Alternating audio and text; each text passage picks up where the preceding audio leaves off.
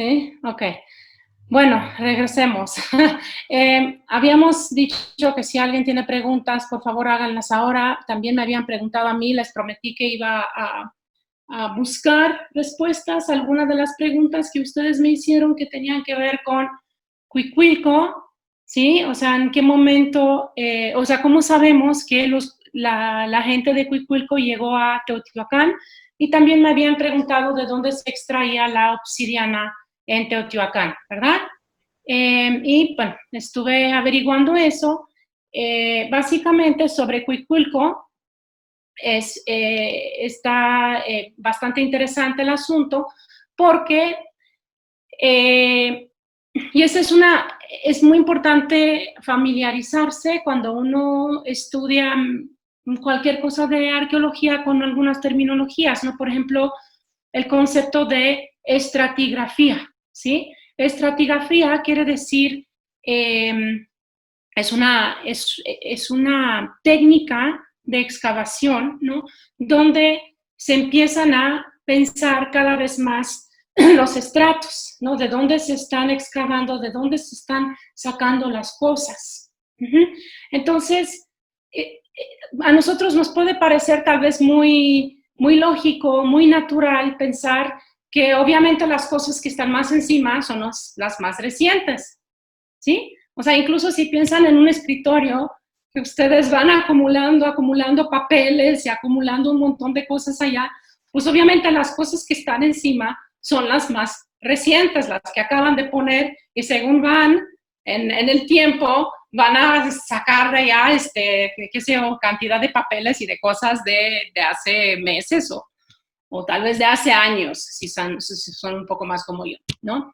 Entonces, la estratigrafía funciona igual, ¿no? Son una serie como de estratos, ¿no? Y la más arriba es lo más reciente, y cuando están haciendo sus excavaciones los arqueólogos, ahora es muy común hacer registros de todo lo que se encuentra, ¿sí? Entonces, primero van a hacer la primera capa, le toman un registro, lo dibujan, le hacen fotografías, o sea, todo eso. Después van un poco, o sea, se hacen así como una especie de cuadritos, ¿no? Para estar excavando. Después otra capa, y cada capa pertenece a un momento en el tiempo que además se puede fechar ahora, hay formas de fechar, ¿no? Y se dan cuenta, bueno, de hecho, muchas historias, por ejemplo, la historia de la cerámica en Teotihuacán está, bueno, hay una cronología por capas, ¿no? De la más reciente a la más antigua. Bueno, se empiezan a dar cuenta, en cuanto a la pregunta sobre Cuicuilco, que empiezan a aparecer en las capas más profundas en Teotihuacán, hay justamente cerámica que es la misma que la capa más arriba en Cuicuilco, lo cual quiere decir que hubo gente de Cuicuilco que van y traen, no necesariamente van y viajan todos con todas sus ollas, ¿no? Pero traen sus técnicas.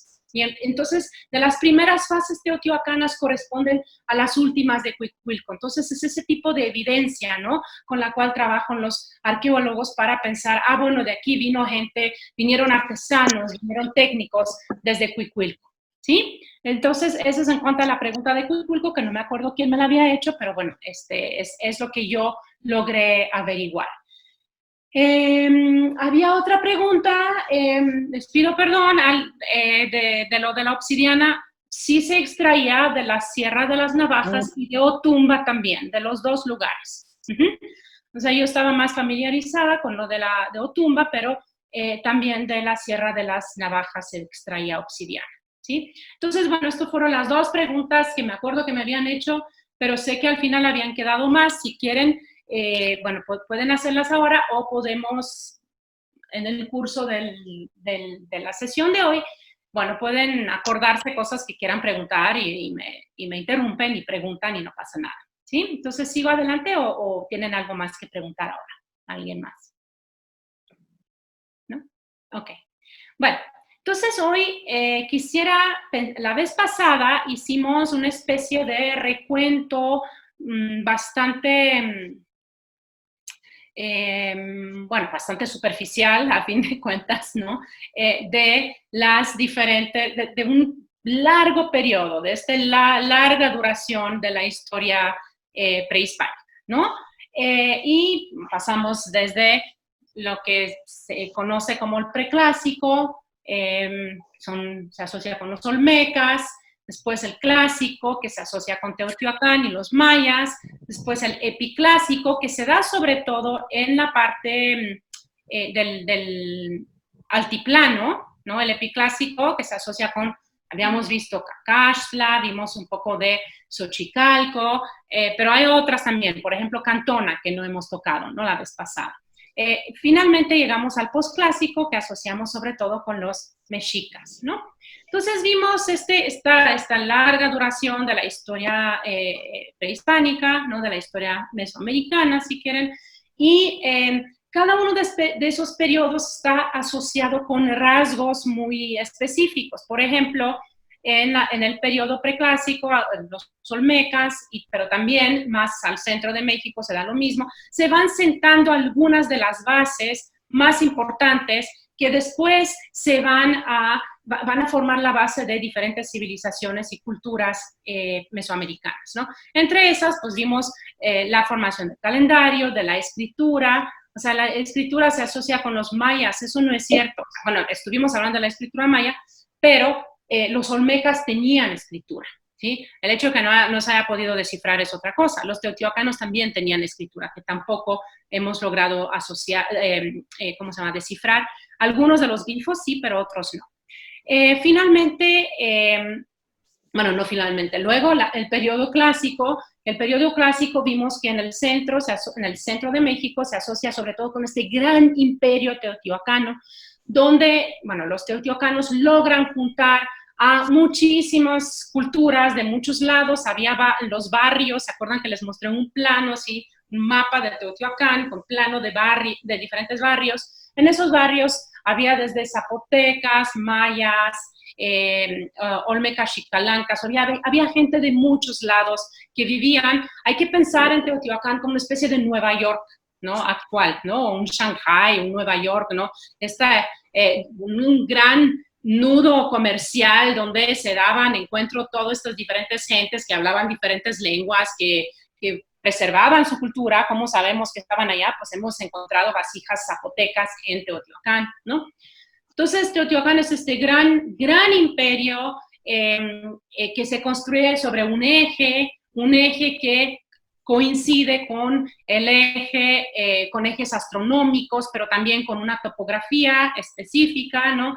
Y este gran imperio empieza su auge justamente al comercializar la obsidiana, que es realmente bueno, como estábamos diciendo, uno de los materiales más importantes del México prehispánico. Como estábamos diciendo, tendemos a no pensar las materialidades de las cosas.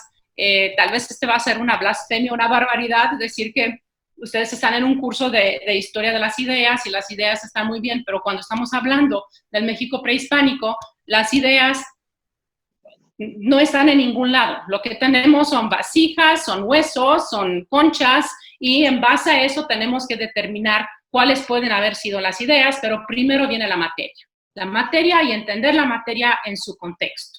Les estaba hablando de estratigrafía al principio. Bueno, realmente en siglos anteriores la gente, los arqueólogos o los viajeros que se interesaban en esas cosas, no hacían estratigrafía. Hay que decirlo todos en coro y muchas veces porque es difícil la palabra. Si no la hacían, o sea, sacaban, encontraban, aquí hay oro, y se sacaban esto. Entonces se perdía el contexto de excavación. Ahora los arqueólogos tienen mucho más cuidado para tener el contexto de excavación, y por lo tanto, en función de ese contexto, entender tanto la materialidad de las cosas, pero también algunos contextos empiezan a hablar de simbolismos. ¿Sí? O sea, si está orientado hacia el norte, hacia el sur, ¿qué nos dicen esas cosas? Entonces ahora hay mucho más cuidado con estos contextos de excavación. Okay. Entonces estamos hablando de lo clásico, estamos hablando de Teotihuacán. Lo clásico también se da en la zona maya, pero en la zona maya es muy distinto. A diferencia de Teotihuacán, no hay un solo nudo importante, ¿no? Un imperio, sino muchas ciudades-estados que se están peleando continuamente unas con las otras, y hay un culto también, un culto al gobernante, ¿no? Al rey, a los reyes mayas, en el caso de las ciudades-estados mayas, como son Palenque, Calakmul, Chilán, Toniná, Pomona, etcétera, etcétera, ¿no? Entonces esos gobernantes que están representados con cara, con sus gestos, con sus nombres, vamos a hablar un poco más de ellos hoy, por ejemplo, de Pacal, ¿no? Las dos, tanto en el centro como en la zona maya, el colapso de estas grandes civilizaciones se piensa ahora que tiene que ver en parte con un colapso ecológico. Entonces tenemos que, el colapso ecológico se ha dado desde siempre. La gente se acaba sus recursos y las ciudades se colapsan. Nada de que llegaron extraterrestres, se acabaron con los mayas, porque además no acabaron con ellos. Esa es otra cosa, es que se acabaron los mayas. No, los mayas siguen allá, incluso hoy. Sí, se acaban las clases gobernantes, pero las clases que no son las clases gobernantes allá siguen, ¿sí? Como pensamos en el Imperio Romano, ¿no? Se colapsa el Imperio Romano, pues sí, pero la gente sigue allá. Lo que cambia es una estructura política, cambian gobernantes, familias de gobernantes, ¿no? Bueno, entonces estábamos hablando de este periodo supuesto periodo de apogeo. ¿Por qué? Porque cuando empiezan a hacerse periodizaciones del periodo de Mesoamérica, se piensa que estos tienen los rasgos como más representativos de una cultura, que son un poco el equivalente a las culturas griegas, ¿no? Entonces los mayas, con su bellísima escultura, con su escritura, de hecho después del colapso de las ciudades clásicas, ya no hay escritura maya, o sea, dejan de plasmar sus historias en glifos. Eso no quiere decir que no sigan construyendo ciudades, como Uxmal, como Chichén Itzá, claro que sí, pero deja de haber escritura, ¿no?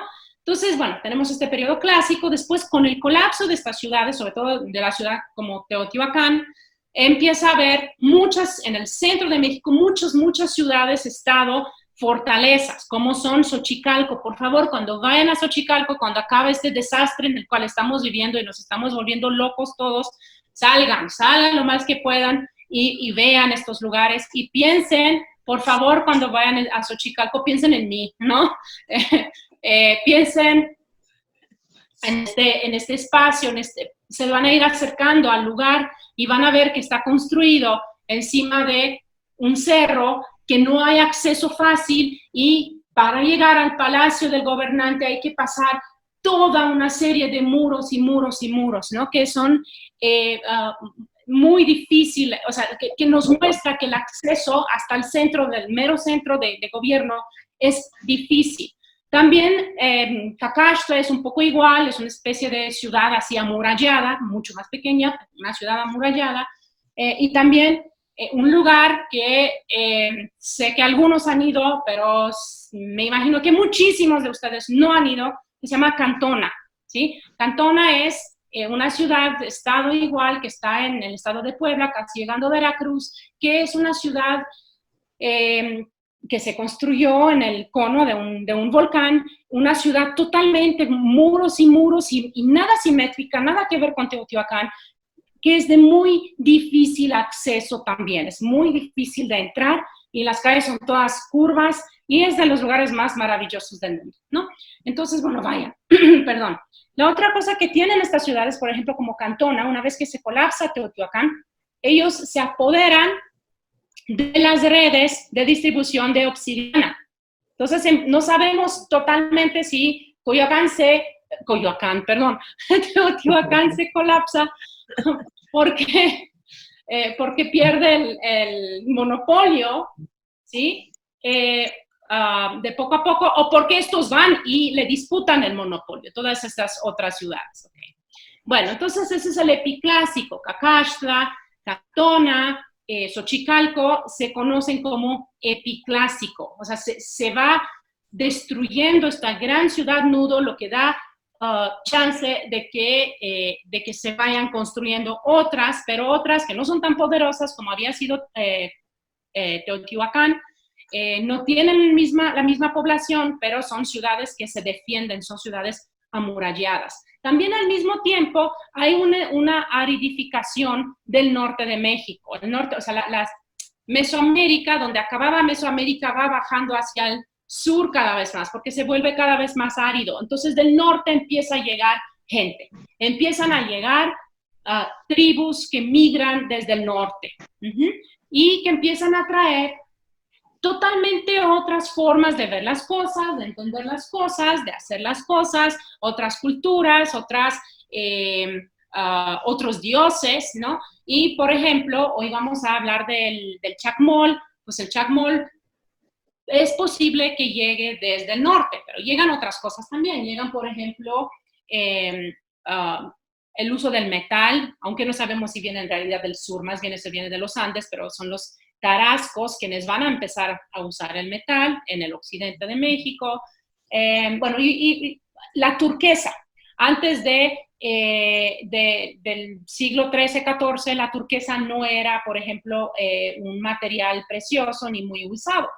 La turquesa viene justamente desde lo que hoy es el sur de Estados Unidos. Entonces empieza a circular hacia el centro. Ustedes seguramente han visto pues muchas cosas con turquesa, ¿no? Que hacían los mexicas, por ejemplo. Entonces empiezan a llegar materiales, empiezan a llegar otro tipo de plantas medicinales, empiezan a llegar otro tipo de dioses desde el norte, ¿no? Y entre las gentes que llegan son los toltecas de Tula, ¿no? Que no sabemos muy bien desde dónde exactamente llegan ellos, se sitúan en Tula, pero sobre todo ya en el periodo posclásico los mexicas, que son el último de las tribus migratorias que se van a asentar en el Valle de México. ¿Okay? Entonces, otra vez, bueno, estas culturas se vuelven cada vez más guerreras también. Esa es otra, es la guerra como motor de la economía. Es así como los gringos, ¿no? Que vamos y le hacemos guerra en Irak y les hacemos guerra no sé dónde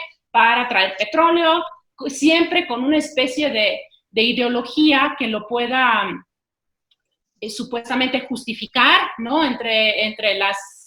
Para los gringos, pues, porque son musulmanes, porque nos van a bombardear, porque nos tiraron las torres. Los mexicas también tenían sus justificaciones, y esas justificaciones para ir a invadir y sacar recursos de otros lados tenían que ver más bien con justificaciones religiosas. Vamos a hablar de eso un poco hoy.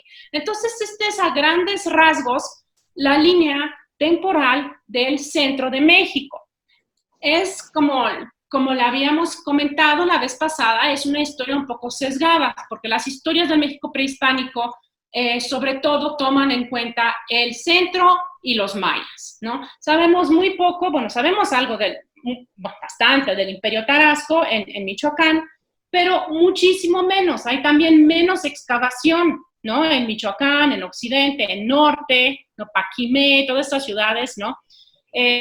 Y las dos salas en el Museo de Occidente y Norte, la gente casi nunca las visita. ¿Por qué? Porque ya están muy cansados, ¿no? O sea, cuando ya te has dado la vuelta y has visto el mamut, empieza uno con mucho entusiasmo y ve el mamut en la primera sala y después va y ve Teotihuacán y Tula y qué sé yo, y llega a los mexicas. Bueno, todavía te aguanta un poco para los mayas y tal vez un poco para los mixtecos. Y ya, o sea, ya es hora de ir a tomarse un refresco porque nadie llega a Occidente y Norte. Les invito a la próxima vez que vayan al museo que empiecen por el lado izquierdo. Incluso si les dicen los polis, no, es que el recorrido es así. Es que ya he hecho el recorrido, ahora voy al norte y al occidente para ver de pronto otras cosas, ¿no? Les estaba diciendo que también eso se vuelve una especie de círculo vicioso, ¿no? Porque en cuanto más atención se pone en un lugar, más se saca de allá, más proyectos de investigación salen, ¿no? Más cuidado hay sobre esos lugares. En la sala de Occidente, donde trabaja un gran amigo mío, que es el curador, ¿no? Me está comentando también que por la cuestión de la inseguridad en el occidente, o sea, Michoacán, Guerrero, Colima, Nayarit, no han hecho, Jalisco, no han hecho, yo sé que Guerrero no es occidente, no es que no haya visto el mapa, pero está en la sala de occidente por algunas razones, por cómo se fueron distribuyendo estas cosas. Allá no han hecho excavaciones en muchísimo tiempo, ¿no? entonces hay menos dinero, menos cuidado para esos sitios, ¿no? Bueno, entonces esta es la organización del museo muy sesgado hacia el centro de México, que se refleja en el tipo de proyectos arqueológicos que se hacen en el país. Probablemente con el recorte al INAH ya no se van a hacer en ningún lado, así que no se preocupen, no va a haber ni para centro, ni para occidente, ni para nada, porque el recorte ha sido brutal. No sé si han visto los periódicos recientes, pero bueno, por lo menos durante unos años no hay. Están cerrando, según entiendo, ¿no? del arqueólogo del Templo Mayor, José Matos Moctezuma y López Luján, están cerrando las excavaciones del Templo Mayor. Creo que hay alguien, me habían comentado, que trabaja en el Templo Mayor, entre ustedes acá, entonces me encantaría saber, yo no he ido al templo desde cuando empezó este desastre de pandemia. Bueno, entonces esa es la línea del tiempo, esa es mi crítica a los recortes a las instituciones culturales, ¿no? Ahora pasemos a ver una historia, una especie de visita que organicé virtual, ¿no? Al museo, en función de sus objetos. Para mí, como se habrán dado cuenta hasta ahora, los objetos son sumamente importantes. Un objeto me dice muchísimas cosas, demasiadas cosas, que no pasa solamente por lo simbólico, o sea, el tipo de piedra de dónde viene, ¿sí? O sea, se hacen análisis, obviamente, de tipo de piedras o tipo de materiales. Bueno, ¿eso qué me dice? O sea, el tamaño, el volumen, cómo podrían haber sido transportados estos monolitos, ¿no? Como, por ejemplo, la cabeza que ven aquí, que ya llevamos mucho tiempo. Yo la dejé esta cabeza porque también a ustedes les veo cabezas, ¿no? Entonces dije, bueno, para que sea como equilibrado, del lado derecho, cabezas de gente actual, del lado izquierdo, quién sabe si cabeza de gente del Olmeca, ¿no? Bueno, entonces hay que pensar, ¿no? O sea, la materialidad te invita a pensar muchas cosas, te invita a pensar, bueno, de qué está hecho y de qué está hecho te dice de dónde viene, porque hay muchos lugares donde no hay, imagínense en el centro de la Ciudad de México, era agua, no había piedra. Las piedras las tienen que traer de lejos. O sea, una piedra como la piedra del Sol no la excavaban acá en la Condesa o en la Roma o tal vez del Pedregal sí, pero ¿cómo la traes al centro donde está el Templo Mayor? ¿No? Ese es el tipo de pregunta que nos tenemos que empezar a hacer, imaginarnos eso. Una vez que traen la piedra, ¿cómo la van tallando? ¿No? ¿Qué ocurre allá? ¿Qué tipo de técnicas hay? ¿Cómo están organizados? ¿Qué tipo de Estado o qué tipo de gobierno tiene que haber para lograr que la gente vayan a cargar con estos moles, ¿verdad? Pues, probablemente gobiernos esclavistas. ¿Sí? O sea, no todo el mundo te va a estar cargando ese monolito, ¿no? Entonces, ese tipo de preguntas, un objeto nos puede dar para todo eso. Eso no quiere decir que voy a dejar de lado la parte simbólica, no para nada, pero les invito a que no se queden solamente, bueno, ¿y qué es esto? ¿No? Sino de qué está hecho, cómo puede haber llegado, cómo lo trajeron, cómo lo tallaron, todo eso es interesante. Cómo lo subieron encima del Templo Mayor, ¿no? Algunos, o sea, algunos de estos monolitos encima de un templo, ¿cómo se subió allá? ¿No? O sea, hay que imaginarnos todas esas cosas, ¿no? Bueno, entonces empecemos por, no voy a pasar mucho tiempo en las cabezas olmecas, solamente para, hablar un poco de la historia de las ideas, de las cabezas olmecas. Aquí sí les van un poco historia de las ideas, ¿no? Ya ven que todas las culturas, todas las historias que nos escribimos y nos contamos a nosotros mismos tienen que empezar con un origen, ¿sí? O sea, siempre hay culturas madres, ¿no? Y entonces es en el siglo XIX que empiezan a pensar las cabezas olmecas, a pensar a los olmecas como la cultura, la supuesta cultura madre. Había gran controversia. ¿Por qué? Porque algo que les había dicho hacia final del curso, de la sesión pasada, estábamos hablando, alguien me estaba preguntando sobre serpientes, qué quiere decir que los tengan en otros lugares y acá. Entonces dije, no hay que hacerle demasiado caso a las coincidencias. ¿Por qué? Porque a lo largo del siglo XVIII y XIX todas estas cosas mexicanas, o sea, mesoamericanas, pensaban que venían de otro lado, ¿sí? Pensaban que venían de Egipto, que venían de China, que venían de la India, y eso en sí era una especie de postura bastante racista. O sea, es un poco decir, no puede ser que estos indígenas, así como los vemos derrumbados en el siglo XIX, sus ancestros podrían haber hecho cosas tan increíbles, ¿no? Y también era una manera de justificar el robo de muchas de estas cosas o la exportación fuera de México de estas cosas. Es decir, nunca les pertenecieron, ¿sí? Entonces, ¿para qué los van a querer ahora? Nos los vamos a llevar mejor a Filadelfia y a Nueva York y al Louvre y a Copenhague y a Berlín, donde de todas formas los vamos a estudiar mejor, ¿no? Entonces, ese era un poco el discurso que se manejaba. Este tipo de pieza, como la cabeza olmeca, como se imaginarán, empieza a crear una especie de conflicto en todo eso porque parece negro, como africano, ¿sí? En ese sentido. Entonces, empieza a haber todo está igual en un siglo, que es un siglo que se estudian las razas en el siglo XIX, es el siglo del estudio de las razas, ¿no? De las razas humanas y de jerarquización de las razas, pues era un poco la élite mexicana diciendo, no puede ser que sean de acá, o sea, nosotros no tenemos pisco de africano acá, a pesar de que sí trajeron muchos esclavos africanos a lo largo de la colonia, ¿no? Entonces empieza a haber toda una serie de controversias con estas figuras, ¿no? Y con supuestamente un origen africano, pero no egipcio, africano más del sur de Egipto, ¿no? Ese era lo que dolía, ¿no? Entonces hay todo esta controversia de cómo podemos haber tenido estas cosas negras, ¿no? Estas figuras negras. Bueno, realmente no sabemos cómo se veían, no son, obviamente muchas son estilizadas, aunque sí son retratos, pero los estoy poniendo acá para mostrar, por un lado, nuevamente, estos son de basalto, vienen de las Tuxtlas, ¿no? Entonces no están cerca de la venta en donde se encuentran. Otra vez los estoy poniendo acá para empezar a pensar el tipo de infraestructura que se necesita para movilizar este tipo de objetos. ¿Okay? Y porque empieza una especie de culto al gobernante. Entonces, bueno, este es en cuanto a la figura olmeca. Espérense, porque no entiendo cómo hacer esto. Ya entendí. Ok. Lo que sí me gustaría pensar un poquito más, o qué sé yo, un poquito con ustedes hoy, es más bien el jade.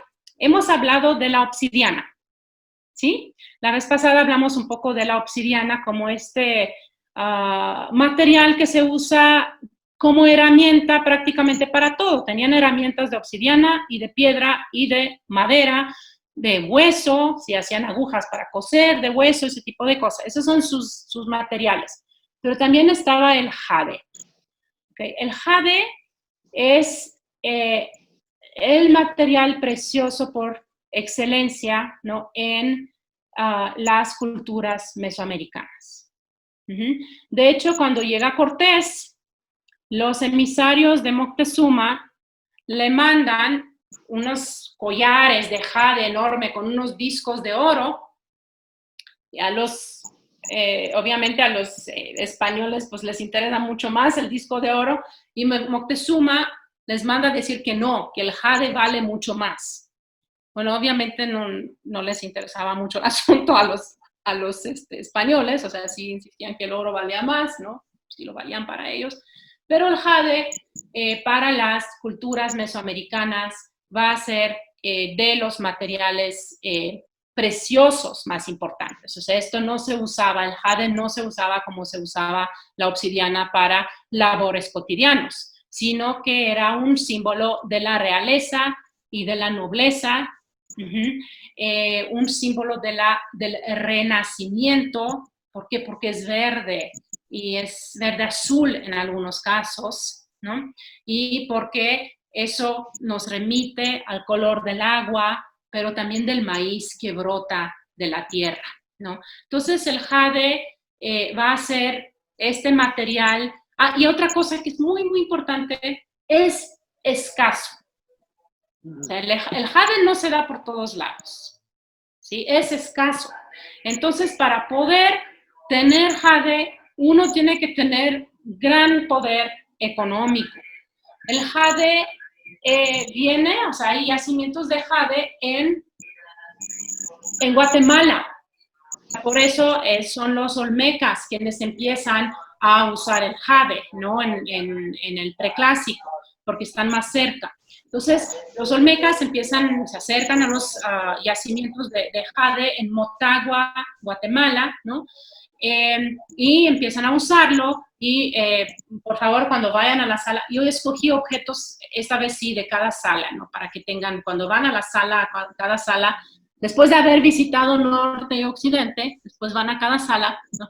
Y van a ver una vitrina con puros jades, ¿no? Entonces uno se pregunta qué cosas son esas, para qué están allá. Bueno, pues ahorita por eso, ¿no? Están allá porque se considera uno de los materiales más preciosos en las culturas mesoamericanas por su asociación con el maíz, con el agua, con la realeza, con el aliento vital. Cuando mueren los nobles, les ponen un jade en la boca, ¿sí? O sea, los entierran con un jade en la boca. El jade en sí, hay unas descripciones preciosas del jade donde dicen que el jade respira, que el jade crece. O sea, no hay que pensar en las piedras como pensamos nosotros ahora, que son unas cosas inertes, sino que son algo que tienen mucha más afectividad y agencia, ¿no? Entonces, bueno, aquí ven una preciosa máscara de jade olmeca. Las máscaras son otra cosa, vamos a ver varias máscaras hoy. Por cierto, sí, varias máscaras vamos a ver hoy. ¿Por qué? Porque son el poder de transformación, la máscara. O sea, uno se pone la máscara, se transforma en otra cosa, ¿no? Una vez que tienes una máscara, puede ser un dios, puede ser otro dios, ¿no?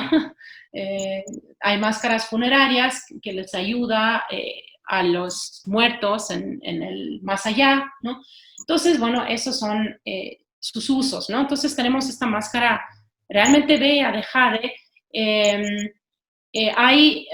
Les estaba hablando de la asociación del color azul y verde. Bueno, ese sigue. O sea, estamos hablando de una historia muy larga, desde los olmecas, desde el 2500 antes de Cristo hasta los mexicas, que son 1500, ¿no?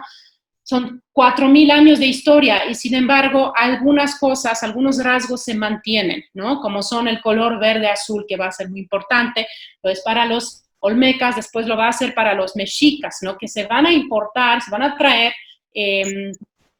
¿cómo se llaman?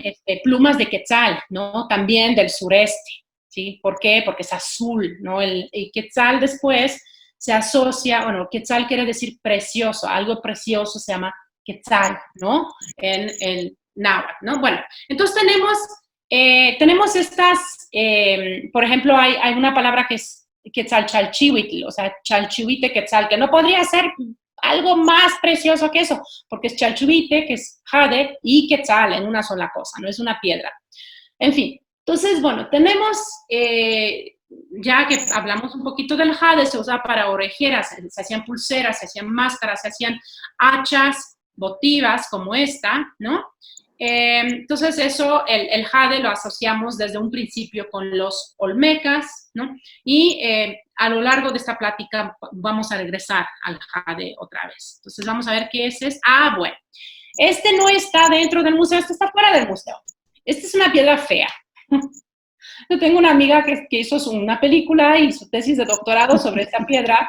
Y dice, ¿cómo me casé con esta piedra durante 10 años que no, tan bonita no es, ¿no? Pues es una piedra teotihuacana, ¿no? De basalto, teotihuacana. Y lo que no sabemos qué es, le dicen el Tlaloc, pero realmente es muy difícil pensar si es un Tlaloc o no, ¿no? Pero lo que sí es interesante, que con eso acabamos un poco la plática la vez pasada, ¿se acuerdan? Es su llegada al museo. Este Tlaloc lo encontraron, lo encontraron es una cosa que a mí no me gusta mucho usar porque estas cosas tenían su función dentro de los pueblos de donde venían, ¿sí? Lo descubrieron, lo encontraron, es como si nadie supiera que estuvieran allá. Y en realidad llevaba muchísimo tiempo que la gente local de sus pueblos vivían, estaba panza abajo, panza arriba, así como costado, y la gente iba y vendía refrescos y hacía picnic encima del Tlaloc, ¿no? O sea, los lugareños siempre supieron que estaba ahí. De pronto empiezan a llegar arqueólogos o viajeros gringos, franceses, alemanes, y parece que ellos encontraron las cosas. Pero siempre hay que pensar que las ruinas, cada una de las ruinas, o sea, en lugares, sobre todo en el sureste, que están comidas por la selva, esta gente no hubiera llegado si no los llevan la gente del pueblo, ¿sí? Entonces hay que, estas cosas de que se descubrieron las cosas es absurdo, no se descubrieron, ¿sí? Allá estaban y hubo siempre un guía indígena o más, o un cura del lugar que le dijo al viajero a dónde ir y dónde encontrar las cosas, y son justamente también los indígenas o la comunidad, ¿no?, alrededor de estas ruinas, quienes los ayudan a quitarle la vegetación de encima, a fotografiarlos, les llevan comida a los viajeros. O sea, imagínense, están en Palenque, lejos de todos, no había hoteles, ¿sí? Nada más había caballos, podía uno ir a caballo. Las ruinas de Palenque están a, creo que son 8 o 11 kilómetros del pueblo de Palenque. Entonces, esta gente no podía ir y regresar.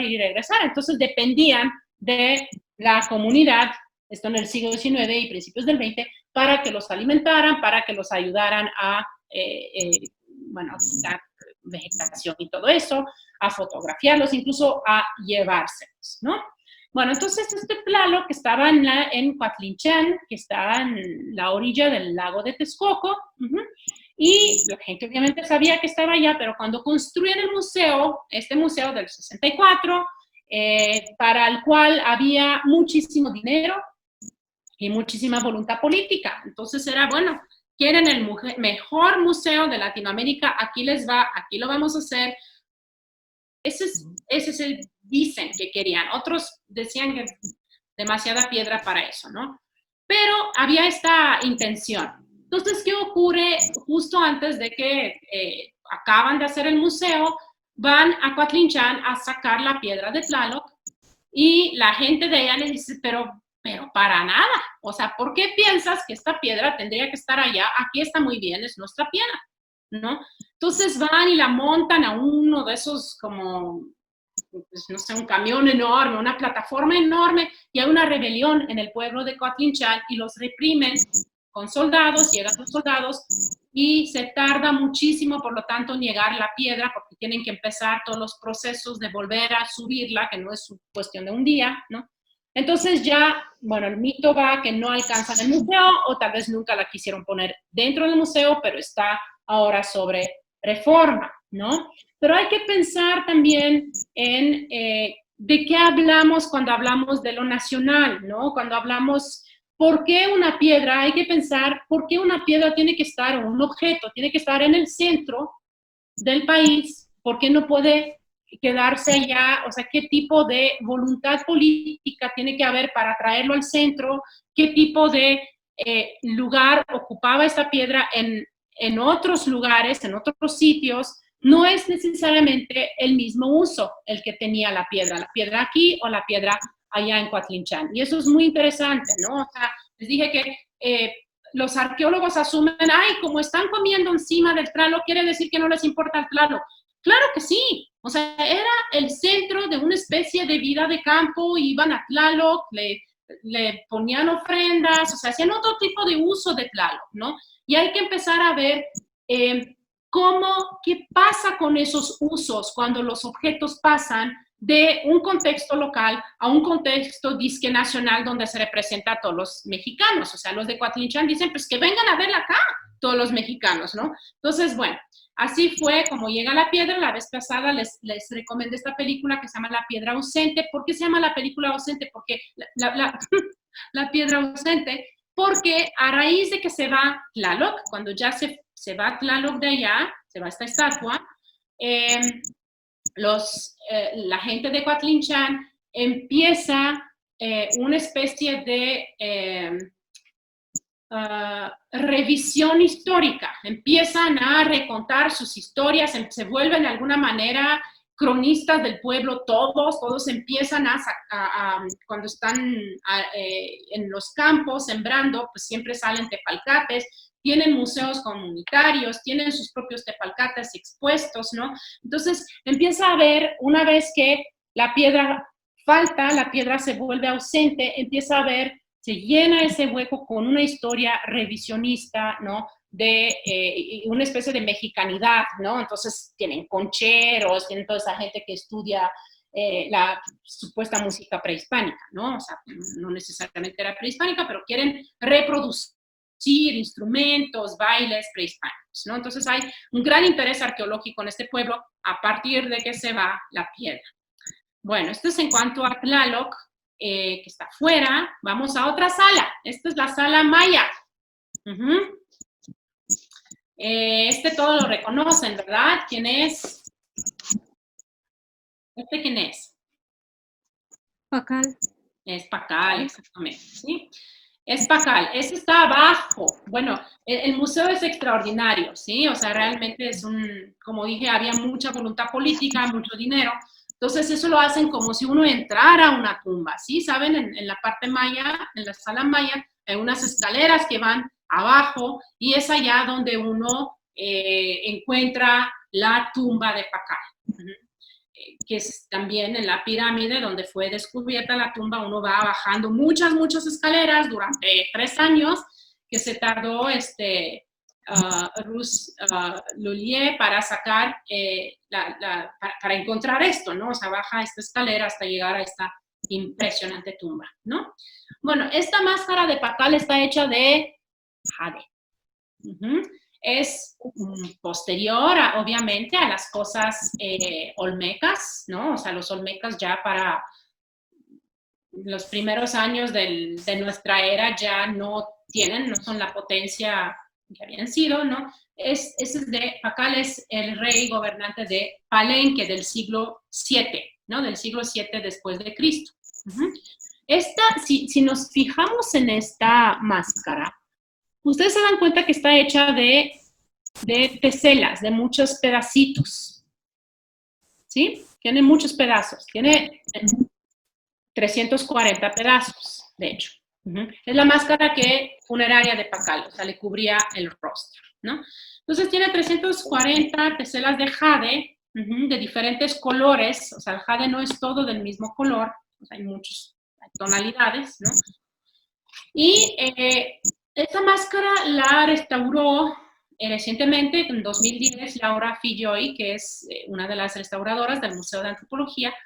Entonces, bueno, en ese proceso de restauración, la deshacen, ¿no? Todo eso, porque ya había sido restaurada mal en los 60s, ¿no? La deshacen y limpian cada uno de esos pedacitos, después la vuelven a armar. De hecho, hay videos en línea de Lina, ¿no? Donde ella platica del proceso de restauración de esta máscara. Entonces, búsquenlas, la van a encontrar, ¿no? Ella se llama Laura Filloy con 2 L's, ¿no? Filloy, ¿no? Entonces, la van a encontrar, ¿no? O sea, definitivamente. Y explica el proceso. Una de las cosas muy interesantes que se encontró es que cuando uno le quita estos pedazos de jade, ¿sí? Estas teselas, estos mosaicos, si quieren, de jade, la parte de atrás está trabajado, no está liso. Está trabajado en el sentido de que eran placas con inscripciones, con relieves, ¿sí? O sea, no es liso la parte de atrás. Eso implica que este jade es jade que está siendo reutilizado. O sea, es tan precioso el material que lo que tenían pedazos de jade en Palenque los reutilizan, ¿no? Y los ponen hacia adentro, ¿no? Para mantener la parte lisa hacia afuera. Entonces se dan cuenta que pasa eso. Eso porque es precioso, pero también porque es una forma de guardar esta relación con ancestros que habían tallado algo, ¿no? En el jade. El jade, por cierto, es muy difícil de tallar porque es de las piedras más duras que hay, ¿no? Y no se puede tallar ni con piedra, ni con metal, solamente con otro tipo de jade, con otro tipo de piedra de su propia dureza, ¿no? Bueno, entonces, eso es muy interesante porque vemos estos procesos de reapropiación de los materiales y de los objetos. Eso es algo que pasa en todas las culturas. Si ustedes piensan en algunas de las pilas bautismales en Cuernavaca, por ejemplo, en el convento de Cuernavaca, en la catedral de Cuernavaca, pues eran pauxicalis, muchos de ellos. ¿Qué es un pauxicali? Es una caja que podía ser redonda o podía ser cuadrada, ¿no? Donde se ponían los sacrificios mexicas. Una caja de basalto en general. Entonces, estas pilas bautismales, si ustedes se fijan en algunas de las catedrales más antiguas o de los conventos más antiguos en México, que se construían en la época colonial, ¿no? Van a tener estas pilas bautismales donde tienen como figuras raras que definitivamente no son cristianas, ¿no? Porque se están reutilizando los objetos, ¿no? También los van a encontrar como, si van a Tzintzuntzan, por ejemplo, que había sido capital del imperio michoacano, Tarasco, perdón, no michoacano, del imperio purépecha.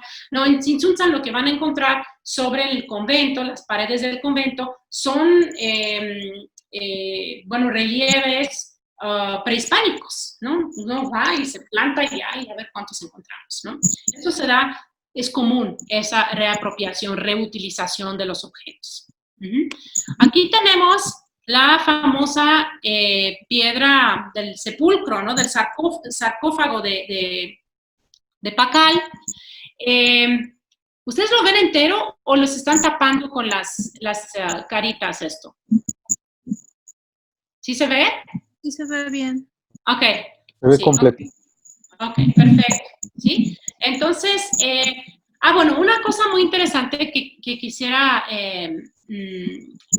sobre la cual quisiera llamarles la atención es, la vez pasada vimos estelas, ¿se acuerdan? Vimos una estela de una reina, de la reina Shock, que se está sacrificando pasándose esa soga por la lengua, ¿no?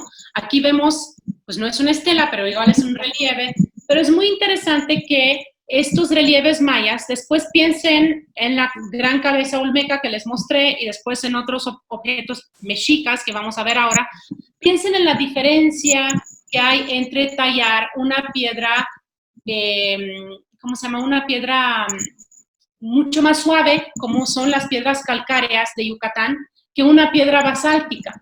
Este tipo, ¿alguien tiene un micrófono que está haciendo mucho ruido? Que no sé si podrían apagarlo, no sé. ¿No? Alguien tiene. Bueno, o tal vez sea mi compu, no tengo idea. Esta piedra, por ejemplo, es muchísimo más fácil de tallar, entonces por eso se puede dar esta precisión de detalle, esta meticulosidad. Fíjense mucho en las cosas mayas cuando van a la sala maya y cuando lo comparan con las estatuas monumentales mexicas. No es que los mexicas no supieran tallar, ¿sí? O sea, sí lo hicieron y sus objetos más pequeños son preciosos, se hacían cerámica muy bonita y todo eso, pero el tipo de piedra no permite este tipo de detalle. Esta piedra calcárea sí lo permite. Entonces, esto lo puse acá porque es lo que cubría, ¿no? El cuerpo de Pacal, que tenía su máscara y tenía como jades también, pulseras de jade, tenía una en la boca. Bueno, la máscara también la tiene, ¿sí? El jade en la boca, que es el aliento con el cual se les entierra a los muertos. A los muertos ricos, porque los muertos pobres no les ponían jade, les ponían otras piedras verdes, pero no eran jade, ¿no? Bueno, entonces tenemos acá, eso se los puse para, pues ya saben que hay todas estas teorías pseudocientíficas del astronauta, que Pacal, que coincide con el descubrimiento de esto, con los primeros viajes, no me acuerdo cómo se llamaba, no Apolo, era Mercurio, creo, antes de este viaje Apolo a la Luna. Creo que el programa se llama Mercurio o Marte, no me acuerdo. En fin, ¿sí? Pero empiezan a pensar que esto se parece demasiado a la posición de los astronautas y qué sé yo, qué cosas por allá, ¿no? Y que había venido de alguna nave espacial para, otra vez, ¿no? El origen de los pueblos mesoamericanos no están en Mesoamérica, están en la Luna, bueno, no en la Luna, pero están en algún planeta, están en Egipto, están en donde sea, pero no son de acá, ¿no? Obviamente sabemos del estrecho de Bering ahora, pero eso no es en tiempos históricos, no es que llegaron de China y fundaron eso fue mucho, mucho, mucho antes, y tuvieron que aprender a domesticar y agricultura aquí también como en otros lados, ¿no? Entonces son realmente autóctonos. Bueno, entonces, bueno, vamos a ver muy rápido esto porque también nos está hablando de la cosmogonía maya, ¿no? De la maya clásica. ¿No? Tenemos acá, pues obviamente está Pacal en esta posición con una tortuga, que es un poco un caparazón de tortuga, que nos remite a la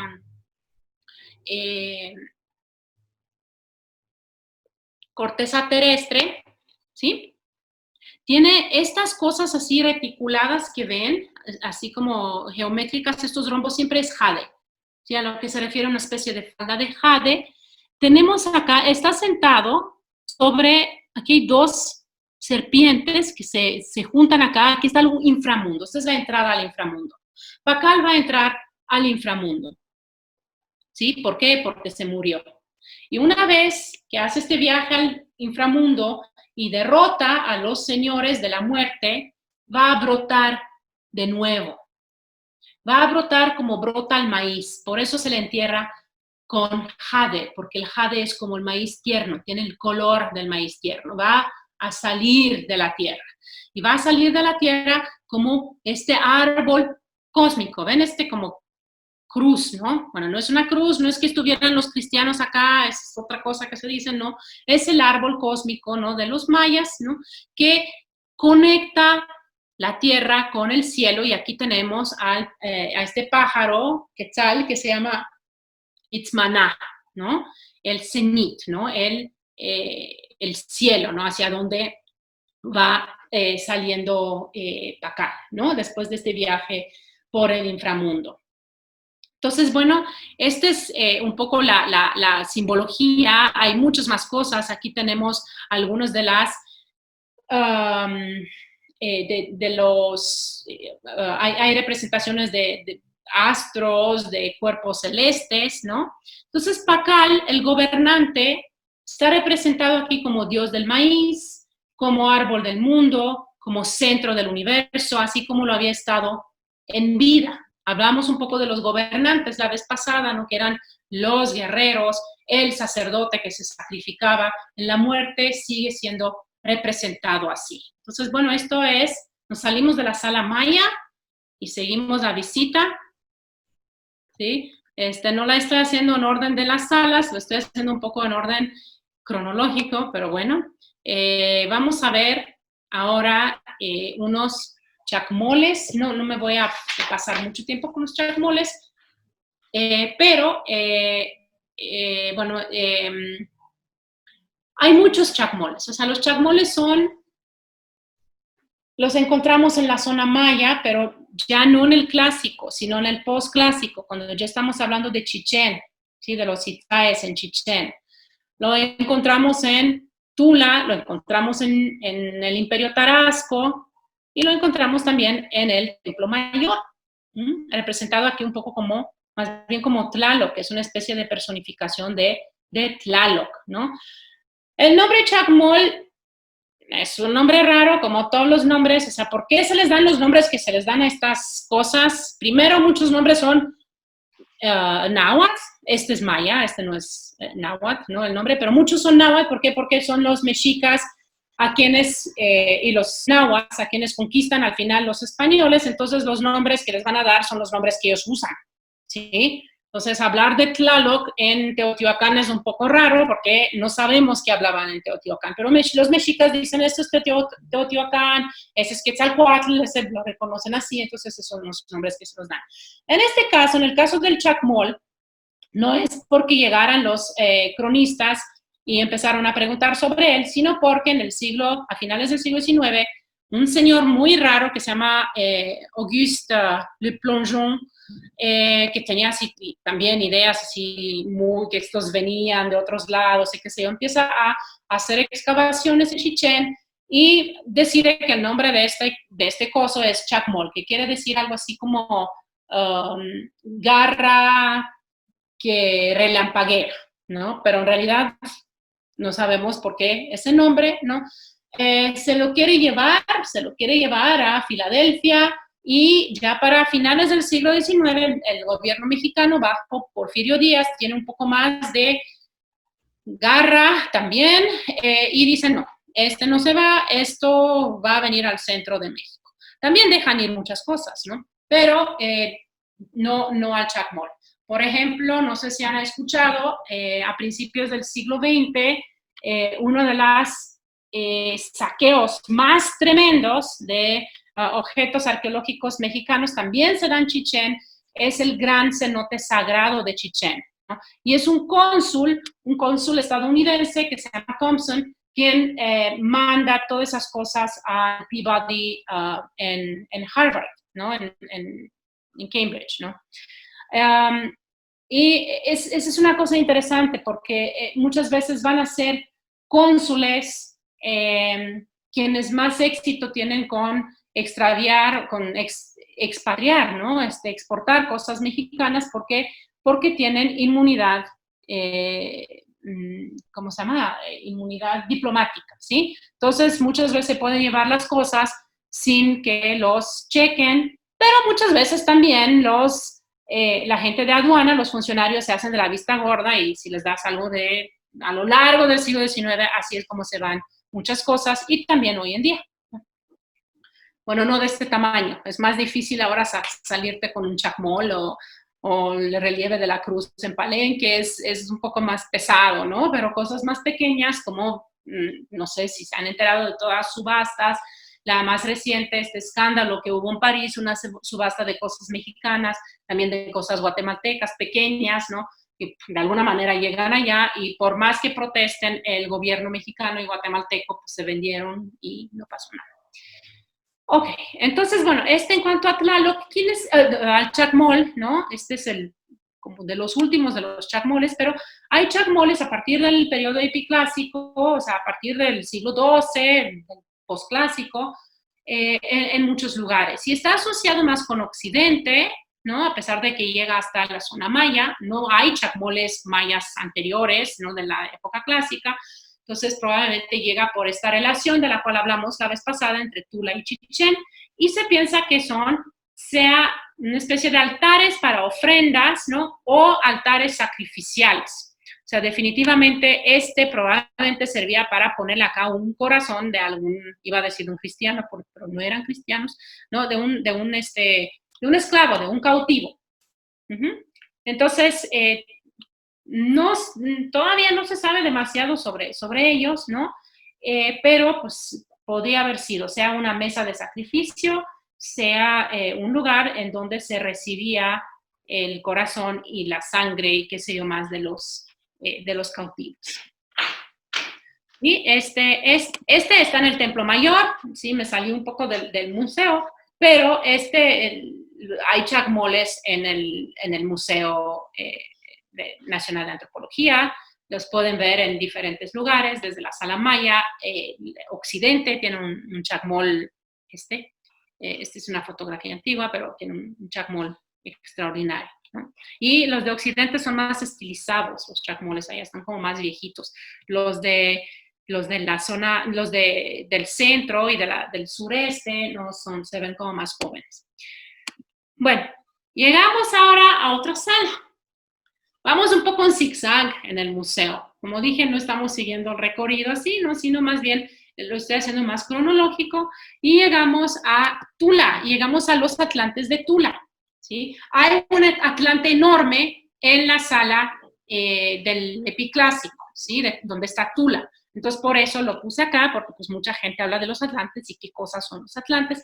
Pues los atlantes nos están hablando de una cultura guerrera, ¿sí? ¿Se acuerdan que estábamos diciendo que después de la caída de Teotihuacán, de este imperio que logró mantener el control sobre muchos lugares, la guerra se vuelve un motor importante, se vuelve un motivo importante, tanto del arte, de la economía, ¿sí? O sea, la guerra va a ser uno de los motores culturales, económicos, sociales más importantes, ¿no? de Mesoamérica. Entonces, estos son guerreros que están armados, ¿no? Tienen su pectoral de mariposa, o sea, vamos a empezar a reconocer muchos de estos elementos que encontramos en Tula después entre los mexicas. ¿Por qué? Estábamos hablando de cómo los mexicas llegan y son el último tribu, son la última tribu, la más,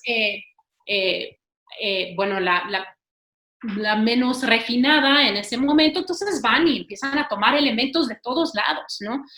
Si van al Templo Mayor, van a ver una banqueta ya de donde está la casa de los águilas, que si ven el templo está como de mi lado izquierdo, ¿no? Y esas banquetas imitan las banquetas del Palacio de Tula. También muchos de estos elementos de los atlantes, ¿no? De los guerreros toltecas, también van a ser retomados por los guerreros mexicas. Entonces tenemos este pectoral, ¿no? de mariposa, ¿no? Que tenían los guerreros. Tenemos el atlatl, ¿no? Para el lanzadardos. Y del otro lado, pues tienen un cuchillo encorvado. Aquí tienen el cuchillo.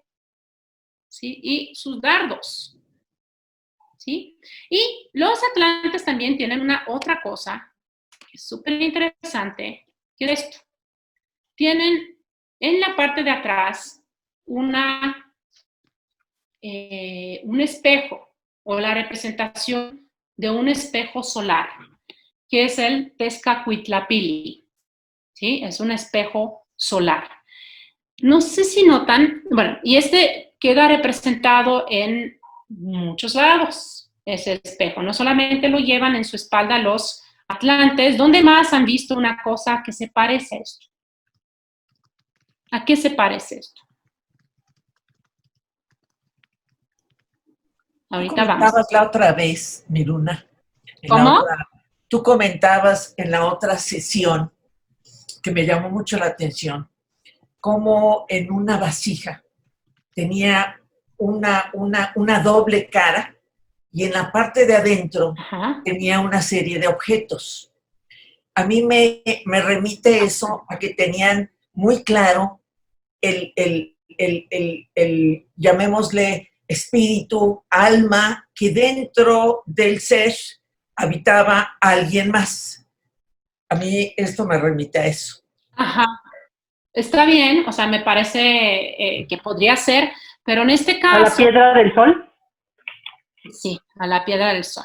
Vamos a ver acá, ¿sí? O sea, la piedra del sol es una especie de ese espejo. Vamos a ver más de eso. ¿Ah? Sí, ay, perdón, es muy fea la imagen, ¿no? Pero tenemos, si se fijan acá, estos son espejos toltecas. Estos lo van a encontrar en la sala tolteca. Sí, bueno, no se llama la sala tolteca, se llama epiclásico, perdón, ¿sí? En donde está Cacaxtla, está Cantona, está Xochicalco y está Tula. Tula tiene toda esta sala donde tienen los atlantes, pero también fíjense cuando vayan, porque no es, uno va rápido y no ve, por eso les estoy mostrando una serie de objetitos, ¿no? Que tal vez cuando revisitan el museo se van a fijar en ellos, tal vez no. Bueno, pues este está allá, ¿no? Y esta es una representación de los Pléyades. Sí, es una especie de piedra astrológica, un calendario y piedra astrológica. Y aquí en el centro, esto está muy, muy padre, en el centro, que se ve raro, ¿verdad? Este centro. ¿Sí? Aquí hay otro. Creo que es esta la que está, este de arriba, no se ve tan bien, es la que está en el museo. Este no está en el museo, está en el Museo de Londres. Sí, entonces tenemos estos centros. Ajá. ¿Qué pasa con estos centros? Estos centros están muertos, los mataron. Así se usa el término que usan. Esta sirvió de espejo. Aquí tenía pirita, probablemente. Sí, pirita es un poco como oro, ¿no? Así, y luce, ¿no? Brilla. Aquí tenía pirita y se usa esto como espejo adivinatorio durante mucho tiempo hasta que llega el momento de que ese objeto, para que no haga daño, ¿no? Lo matan, o sea, ¿qué le hacen? Le prenden fuego a esta parte de pirita y la pirita arde, se quema y lo entierran. Entonces, estos espejos siempre con el centro muerto, matado, para que ya nadie se pueda reflejar, para que ya no se puedan usar, pero no los tiran.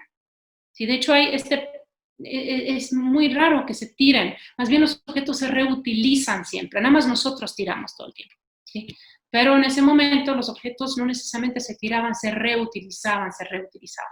O en este caso, como eran objetos sagrados, se entierran, así como las pirámides, que estuvimos hablando un poco del Templo Mayor, pero es el proceso de construcción de todas las pirámides mesoamericanas. Empiezan con esta pirámide chiquita adentro, bueno, y después, según crece el imperio, según crece el dinero del gobernante, ¿no? Se hace más grande, pero no derrumban, no el núcleo, ese es el núcleo sagrado, no acaban con él, sino que construyen otras y otras fases alrededor de él. Pues lo mismo está pasando con algunos objetos, se entierran, pero no se tiran, ¿sí? Bueno, ahora vamos a ir a la otra gran calendario divinatorio, que es la piedra del sol. Vamos a hablar un poquito de este calendario. Bueno, para empezar, el objeto en sí, ¿sí? La materialidad del objeto. Pues una piedra basáltica, es una piedra volcánica, que obviamente no se da en el lago, ¿no? Ni donde se funda el Templo Mayor, ¿no? Por lo tanto la tienen que traer probablemente en canoas por el río. Pesa 24 toneladas, ¿sí? O sea, no es cualquier cosita. Tiene una historia interesante esta piedra, porque cuando llegan los españoles, ellos sí derrumban el Templo Mayor. O sea, ellos sí acaban con el templo y usan, de hecho, muchas de las piedras que se usan, el tezontle que se usa para construir el Templo Mayor, para hacer la catedral. Si ustedes se paran ahí enfrente del templo o entre el Templo Mayor y la catedral, van a ver que tienen el mismo color, ¿no? ¿Por qué? Porque están hechos de la misma piedra tezontle que proviene del Templo Mayor, ¿sí? Bueno, entonces, esta piedra estaba en el Templo Mayor. Cuando derrumban el templo, hay toda una serie de teorías que muchos de esos, de la gente que participó en derrumbar sus propios templos, porque tenían que haber sido los indígenas. O sea, no hay tantos españoles, se hubieran tenido que dedicar nada más a acabar con el templo, ¿no? Durante décadas, ¿no? O sea, no hay tantos españoles al principio. Entonces, obligan también a los indígenas que lo hagan y seguramente hay algunos que no tenían ningún problema, sobre todo indígenas que vienen de lugares conquistados por el Imperio Mexica, ¿no? Ustedes saben que el Imperio Mexica cae porque también era insostenible, como muchos imperios, cae porque muchos no le tenían tanta simpatía a los mexicas, ¿no? Desde el principio, ¿no? Bueno, entonces, pero sí hay teorías de que trataron de que las cosas no se destruyeran del todo. O sea, muchas quedan enterradas.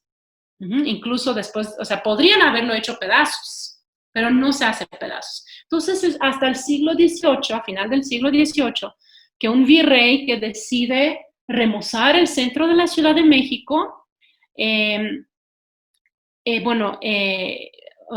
empiezan a ponerle otro tipo de pavimento. El centro de la Ciudad de México donde está hoy el Zócalo, era un asco.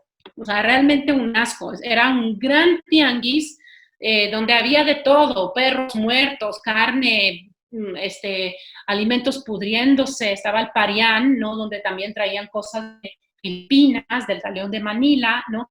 Pero ya con los estilos neoclásicos, que por ejemplo el seminario de minería, ¿no? De hoy, que está allá, ¿no? en frente del Munal, ese es el estilo neoclásico que empieza a usarse, y también quieren remozar el centro de la ciudad y hacerlo cada vez más con líneas un poco más limpias, ¿no?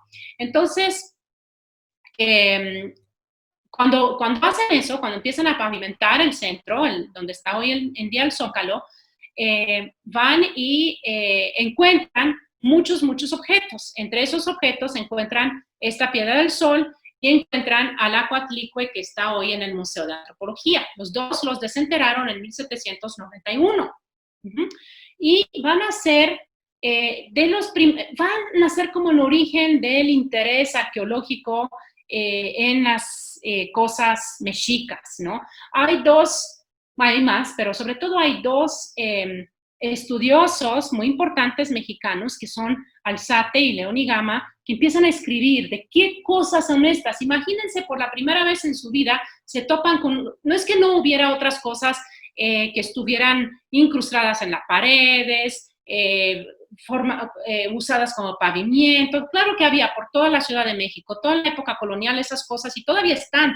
Ustedes van al centro, van a ver algunos de estos edificios coloniales con una cabeza enorme de serpiente que sale de un muro, ¿no? A ese nivel. Pero una cosa tan enorme, ¿no? Empiezan Onigama y Alzate empiezan a escribir sobre ellas. Hay una controversia tremenda de qué cosas pueden haber sido. También empiezan a preguntarse cómo se traen, de dónde se traen, qué tipo de organización social debe de haber tenido el Imperio Mexica para haber traído eso. Y eso lo están haciendo, eso es muy importante para ellos, porque en ese momento hay toda una pugna entre los méritos de los europeos y los méritos de los americanos, y se decía que los americanos pues definitivamente no tenían ni la capacidad intelectual, ni la capacidad de trabajo que tenían los europeos, ¿no? Y estos a finales del siglo XVIII dicen, sí, claro que sí, miren lo que lograron hacer los americanos en siglos anteriores, ¿no? En fin, entonces, este es un poco el origen de la arqueología mexicana. La arqueología mexicana empieza con la Piedra del Sol y con la Coatlicue. Sí, son los dos primeros. Y la piedra de Tizoc también. Lo que ustedes no la vamos a ver hoy, pero es una especie como de piedra enorme, un tambor redondo, y alrededor de él están representadas las victorias del emperador Tizoc contra pueblos, diferentes pueblos. Esos van a ser y es una piedra gladiatorial o sacrificial, ¿no? Como esta. Esta nunca debería haber estado puesta así, vertical, ¿no? Sobre eso había luchas entre gladiadores, para eso servía. No era una piedra que la colgaban en la pared, ¿sí? Entonces, después sí la colgan en la pared de la catedral. Estuvo sobre la pared de la catedral unos 60 años o más, como 100 años, de hecho. Estuvo sobre la pared de la catedral hasta 1880, cuando Porfirio pide que se vaya y se deposite en el museo, y después, bueno, ya desde entonces siempre ha estado como parte del museo. Bueno, vamos a ver qué vemos entonces en esta piedra, ya que saben un poco de la historia de la piedra, de cómo fue descubierta, todo eso, de cómo empieza a servir como símbolo de un criollismo patriótico a finales del siglo XVIII, ¿no? Donde los criollos mexicanos están diciendo: aquí había gente súper chingona, a mí no me vengan acá que los americanos no sabían, que los americanos no hacían, siempre han sabido, ¿sí? Bueno, y es justo antes de las guerras de independencia también, ¿no? Hay que pensar cómo ese criollismo después va a afectar, ¿no?, en la guerra de independencia. Entonces, ¿qué representa esta piedra? Pues es una piedra solar. Aquí tenemos al sol, Tonatiuh, que tiene orejeras de jade, ¿sí? ¿Las ven? Aquí tiene sus garras, aquí tiene pulseras de jade. ¿Cómo sabemos que son de jade? El jade se representa como un chalchihuite, así como una especie de disco redondo, ¿no? Y aquí tiene sus garras, y en las garras tiene corazones humanos. Okay. ¿Qué más? Esto alrededor, ¿por qué el sol? Porque es el momento del sol. Si es el último sol, es el quinto sol. Este es el quinto sol, o el sol del movimiento, y el movimiento está representado por estos picos, ¿no? Antes del quinto sol, perdón, es que tengo que sacar aquí a alguien que no me está dejando. Ahí está.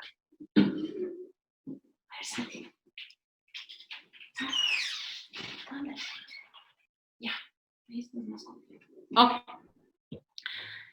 Alrededor de este sol hay otras eras que se han acabado, ¿sí? Hay un sol Aquí tenemos, empezando acá, este es el jaguar, el 4 jaguar, es el sol de jaguar o sol de la tierra. Se supone que el mundo acabó cuando llegaron monstruos de la tierra para devorar a la gente. Sí, este es el sol de la tierra, sí, el sol jaguar, el 4 jaguar. ¿Qué hice? Ajá. Aquí hay el 4 viento. El sol de viento, este es Ejecatl. Ejecatl, Quetzalcóatl, siempre se representa como un pico así, tiene como una especie de bocota así, un poco rara, como de pato, ¿no? Porque por ella sopla, es el dios del viento, ¿no? Entonces, este es el Ejecatl, es el 4 viento, ¿no? Aquí el mundo acaba supuestamente con un huracán. Después tenemos el 4 lluvia, acá. Es una representación de la lluvia que no es, como que no se ve muy bien por qué lluvia, pero así es. Pero es una lluvia de fuego. Probablemente el mundo se acaba con una erupción volcánica, ¿no? Y la gente se convierte en guajolotes en ese momento. Y aquí tenemos el 4 agua, cuando el mundo probablemente se acaba por un diluvio. ¿Sí? Entonces son los diferentes momentos de fin del mundo que se imaginaron los mexicas. Cada uno de ellos dura un múltiple de 52. 52 es la atadura de los siglos mexicas. 52, así como nosotros pensamos en 100 años, o sea, es el 100, ¿sí? Para ellos 52 es la unidad, ¿no? La unidad por la cual se empiezan otra vez a contar los días y los años, ¿no? Y cada 52 años ataban los siglos, había la atadura de los siglos, ¿no? Entre los mexicas. Bueno, entonces, estos son los diferentes mundos que se acabaron, ¿no? Y ya ustedes saben que en el quinto sol se reúnen los dioses y pero el sol estaba en el cielo, no se movía, tampoco la luna, entonces a este sacrificio de los dioses se arrojan al cielo en la cara del sol y en la cara de la luna para que estos astros empiezan a moverse, ¿sí? Entonces, este sacrificio de los dioses tiene que ser, ¿cómo se llama? Que tiene que ser reciprocado por el sacrificio de los humanos. O sea, los humanos también tienen que, después de esto, para que el sol siga en movimiento, para que el mundo no se vuelva a acabar de nuevo, los humanos tienen que ser sacrificados. Entonces, cada coronación de un rey o un emperador mexica, cada festival importante, cada calendario importante, hay cautivos y hay derrame de sangre, ¿no? Y esos cautivos, ¿de dónde los sacaban? Pues muchas veces de la guerra, ¿no? Entonces la guerra es el motor, ¿no? No sabemos quién viene primero, si la necesidad de sangre o la guerra, y se justifica porque se necesita sangre, pero es el motor que hace andar el universo. Si no hay guerra, no hay cautivos, no hay sangre y el sol no vuelva a circular en el cielo y va a quemar todo y se acaba el mundo otra vez, ¿no? Bueno, eso es un poco. Dime. Siempre he escuchado que los sacrificados eran guerreros. He escuchado también que había niños. ¿Es verdad eso? Sí, es verdad. ¿Y sí, por qué los niños? Pues se supone que llegaban más, los niños se sacrificaban mucho a Tlaloc, porque lloraban en cuanto más lloraban, en cuanto más sangre, mejor, ¿no? Ahorita vamos a hablar un poco más de eso. Pero sí se han encontrado muchos esqueletos de niños en diferentes zonas de excavación. A los niños los echaban al lago en Pantitlán, ¿no? Justamente como una especie de ofrenda a Tlaloc. Sí había niños, había guerreros, pero muchas veces eran guerreros capturados en la guerra. No eran guerreros mexicas, ¿no? Eso se dice siempre que el que perdía, el que ganaba el juego de pelota, lo sacrificaban. No sabemos, o sea, realmente eso es una cosa que se dice siempre. Es un poco difícil de creer, a mí se me hace un poco difícil de creer eso, que ganaste, entonces te vas a ser sacrificado Yo creo que no necesariamente eso era así, ¿no? Pero sí eran guerreros cautivos en la guerra. Okay. Así como lo tenían también los mayas, también hacían eso. Eran los cautivos de guerra. Sí. Bueno, luego aquí tenemos otro círculo. Después de este círculo de los 4 soles, tenemos otro círculo que tiene los nombres, tiene los días. Tiene los 20 días. O sea, los mexicas tenían un calendario de 13 meses, 20 días. Ese era el calendario divinatorio, ¿no? 13 meses con 20 días, o sea, eso llegamos a 260, pero también él tenía el calendario, ¿cómo se llama? El calendario solar que tenemos nosotros. Pero el calendario de divinación era este de 260 días, ¿no? ¿Y qué pasa? 260 del calendario divinatorio y el 365 tienen se juntan, o sea, coinciden otra vez cada 52 años. De ahí viene lo de los 52 años. Bueno, vamos a ver los días, ¿no? Porque es bien padre entender qué días tenían y todo eso, ¿no? Tenemos aquí a Zipactli, o sea, el lagarto primordial, el primer signo del calendario es Zipactli. Entonces, siempre el ciclo de 52 años empieza con 1 Zipactli. Después tenemos un Ejecatl, otra vez ven, es casi como este otro, ay no, salte gato. Otro Ejecatl como este que está abajo, sí, pero en miniatura, igual con esta boca así, como para poder soplarle al viento. Después de eso tenemos, está un poco chico y no lo veo, pero tenemos, Cali. Cali quiere decir casa. Después de Cali viene Quetzpalin, que es una lagartija que no se ve, pero aquí sí se ve, es un coatl, es una serpiente. No voy a ir uno por uno porque son chiquitos y no se pueden ver muy bien, pero aquí tenemos a Miquisli, que es la muerte, es una calavera. Tenemos el venado, que es Mazatl. Tenemos creo que es un Iscuintli, creo que es un perro. No, es un Tochtli, perdón, es un... ¿Cómo se dice Tochtli en español? Me viene en inglés, perdón, gente. Conejo, gracias. Y es rabbit, pero no es rabbit, es conejo. Sí. Después tenemos Atl, que es agua, acá, ¿sí? Tenemos después de agua un Itzcuintli, un perro, un Osomatli, que es un mono. Después del mono viene Malinali, que es una planta. No estoy acá, ¿sí? Acatl, que es caña, ¿sí? En fin, entonces así seguimos hasta acá. Aquí tenemos el movimiento, es el símbolo del movimiento. Aquí un pedernal, todo eso tenemos acá, ¿sí? Tenemos una flor por acá que es Xochitl, ¿sí? Después de eso tenemos las semanas de 5 días, y finalmente, en la parte exterior, 2 serpientes. Aquí está en la cola de la serpiente, ustedes la ven así, y aquí se juntan las cabezas. Son 2 serpientes que se juntan en la parte inferior. Y por fin aquí en la parte superior tenemos un signo de fecha. Es un acatl, o sea, una caña con varios puntos. Está muy chiquito para contar ahora, pero es 13 acatl.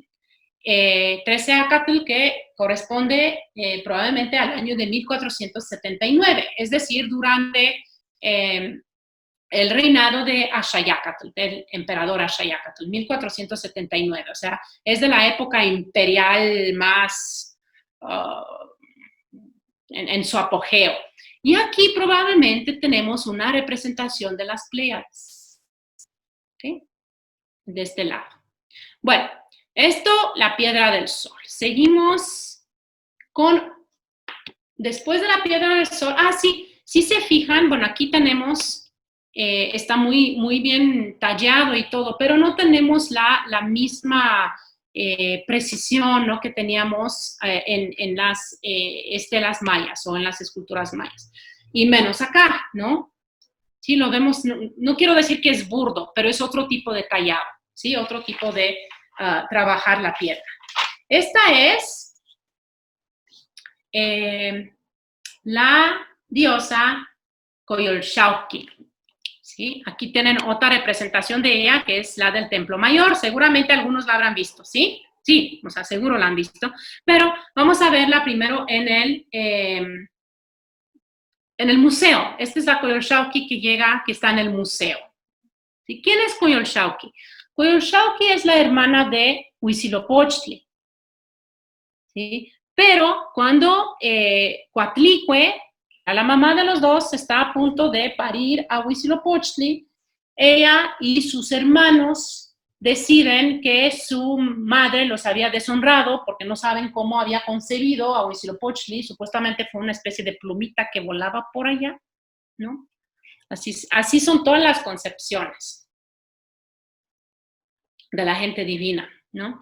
Y deciden matar a la Coatlicue, ¿sí? Coyolxauhqui decide matar a su madre por haberla deshonrado. En aquel momento, Huitzilopochtli sale del vientre de su madre, ya sale todo hecho un hombre armado y mata a su hermana.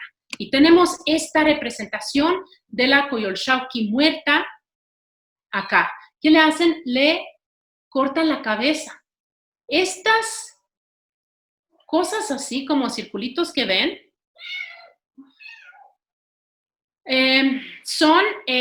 representan sangre, representa que ya alguien ha sido cortado. Lo vuelven a ver acá, lo vuelven a ver acá, lo vuelven a ver acá, o sea, ha sido cortada en miles de pedazos. ¿En dónde? En Coatepec. ¿Sí? Coatepec es un lugar mítico que tiene que ver con el peregrinaje también de los mexicas. Llegan en algún momento a Coatepec. Y como les estaba diciendo la vez pasada, los templos, el Templo Mayor es una representación de Coatepec, ¿no? De este cerro de la serpiente, esta montaña mítica, ¿no? Y si se fijan ustedes, a la Coyolxauhqui la tenían acá, a la base del templo de Huitzilopochtli. No, tienes que irte, ya, ¿sabes? No sé por qué lo que vas a entrar, pero ya no vas a entrar. Ok, entonces ya arrojé a mi gato, así como Huitzilopochtli a Coyolxauhqui. La arroja desde encima del cerro de Coatepec, pero aquí la van arrojando de encima del templo dedicado a Huitzilopochtli y queda acá. Es una representación, ¿no? De este relieve que es súper bonito, ¿no? Si se dan cuenta de qué pasa con los enemigos, ¿no? De Tenochtitlan. ¿Qué pasa con quienes se oponen a primero la migración, ¿no? De los mexicas para que lleguen al centro? Coyolxauhqui se oponía también, ¿no? Y Huitzilopochtli, ¿se acuerdan? Fue al principio era nada más una cabecita, después sale del vientre de su mamá y sale como hombre ya hecho y derecho, ¿no? En el camino de los mexicas, en un momento determinado de la migración, ¿no? De los mexicas, bueno, se muere la Coyolxauhqui. Es muy interesante, o sea, si ustedes se fijan en esto, es una representación tremenda, ¿no? O sea, uno piensa que las estatuas mexicas son estáticas, también en parte porque son por el tipo de piedra, no se usa, o sea, no da para mucho movimiento. Pero si ven el movimiento en este relieve, esto está en el Templo Mayor, ¿sí? Si van y visitan el Templo Mayor, allá lo van a encontrar, ¿no? En la parte dedicada del museo dedicada a Huitzilopochtli, o sea, ya no está la intemperie. De hecho, fue el origen de las excavaciones del Templo Mayor. Primero se encuentra una compañía eléctrica encuentra primero a la Coyolxauhqui, cuando están poniendo no sé qué tipo de fibras por allá, inmediatamente llaman a los arqueólogos, después ya llaman al presidente, pero le deciden dar una limpiadita antes de que venga el presidente, llegar al presidente porque la encontraron muy sucia, y le quitan el color. Porque todas estas cosas eran policromadas, ¿sí? No estaban así, ¿sí? Entonces le quitan el color y queda así. A nosotros nos gusta más así, probablemente, estamos más acostumbраdos. Aquí tienen una idea de que sí, tenía colores. sí, nos gusta más ver las piedras así, pero lamento decirles y romperles esa estética, ¿no? No, todo era súper estridente, ¿no? Para mis gustos, ¿sí? Y también en la Grecia antigua, o sea, no eran como el Partenón, todo blanco, ¿no? Todo el mármol, no, estaba de todos los colores del mundo, ¿no? Estaban pintados todos esos. Y de hecho, recientemente, bueno, hace unos 10 años, encontraron otra gran diosa mexica, que es la Tlaltecutli, que estaba como más como por acá, ¿no? La encontraron hace unos años. Igual es un relieve, es una diosa de la tierra, pero ya se tardaron muchísimo tiempo para fijar el color, para que no se desintegrara, no se borrara con la luz, ¿no? Una vez que la sacan de ella. Entonces, bueno, tienen otras maneras de tratar la restauración arqueológica, ¿no? Ahora, y la Tlaltecutli la van a encontrar también en el Templo Mayor, nos iban a visitar. Bueno, pasamos a otro dios mexica. ¿Alguien me puede decir que lo reconozcan? ¿Qué tiene de raro primero? Son 3 estatuas diferentes, ¿no? Pero ¿qué ven de raro en este personaje? Antes de decirme el nombre, ¿qué notan? Porque piensen que los arqueólogos primero lo tienen que ver, ¿no? Dicen, esto es no sé qué, o sea, primero lo ven, ¿no? Para decidir qué cosa es. ¿Qué ven acá? Vamos a tratar de verlo antes de... ¿Qué tiene este personaje? Vamos a fijarnos en por ejemplo. ¿Qué tiene de rarísimo? Que tiene la piel encima de otra persona. Exacto, o sea, tiene 2 pares de manos, ¿verdad? Ajá, tiene 2 pares de manos. Tiene 2 pares de manos, exacto. Tiene la piel encima de otra persona. Este es Xipetotec, ¿sí? Es el dios de la regeneración, de la muerte, pero de la agricultura, o sea, la muerte en el sentido de que se va a regenerar, ¿no? Y a él se le celebraba justo como en marzo, iba a decir por estas fechas, pero ya no sé qué fechas son, no estamos en marzo, nos brincamos 3 meses sin saberlo. Y efectivamente se le quitaba la piel a un cautivo, primero le quitaban el corazón, le quitaban la piel y se lo tenía que poner un sacerdote y andar con aquella cosa unos 20 días. Así que imagínense. Aquí la tiene como bien amaradita y aquí la tienen la parte de adentro. Esta es la grasita. Ajá. Y andaban así los sacerdotes unos 20 días. Imagínense nada más. O sea, ese tipo de... pues no sé, ¿no? Entonces, eso es simbólico del propio maíz. El maíz, cuando uno lo entierra, antes de germinar, se le quitan las primeras capas. También las serpientes, ¿no? Se cambian de piel. Es este sentido de la regeneración, ¿no? El sentido un poco que tenemos nosotros de primavera, de equinoccio. De hecho, coincidía su fiesta con el equinoccio de la primavera. Faltan como 2 nada más. Aquí tenemos otro dios mexica que es Xochipilli. Se los puse porque les dije que les iba a mostrar el dios de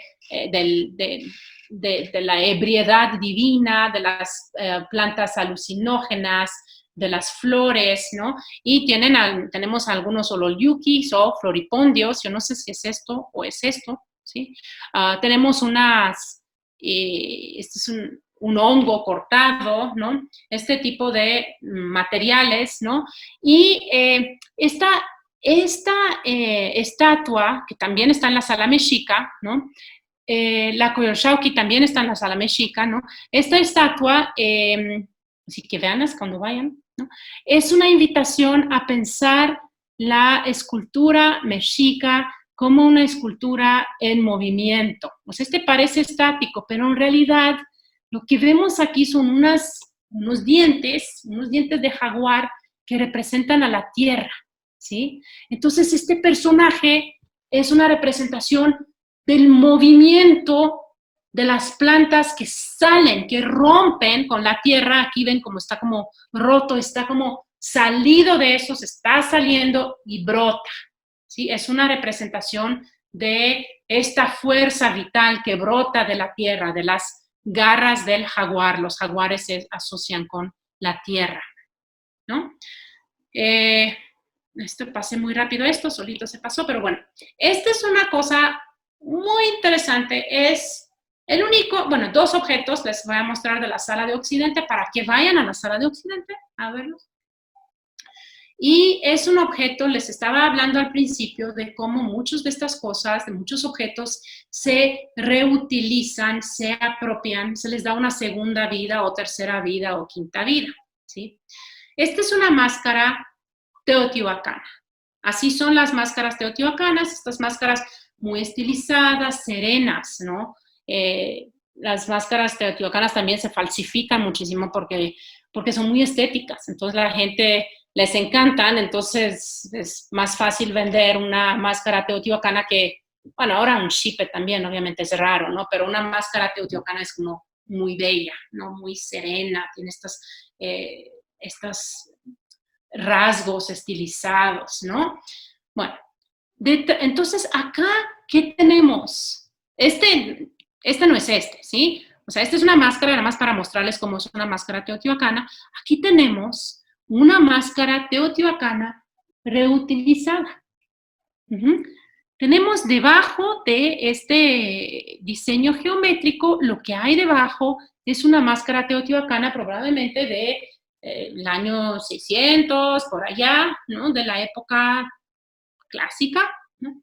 Pero muchos años después, ahorita les digo porque le han hecho los estudios, unos 700 años después, en la época postclásica, en Malinaltepec, Guerrero, le dan otro uso a esta máscara. Le ponen mosaicos de turquesa. Ya para entonces está el comercio con el norte, con el occidente, entonces empieza a circular turquesa, se vuelve un material precioso, tan precioso como el jade. También el color importa, es azul-verde, ¿no? La turquesa o azul.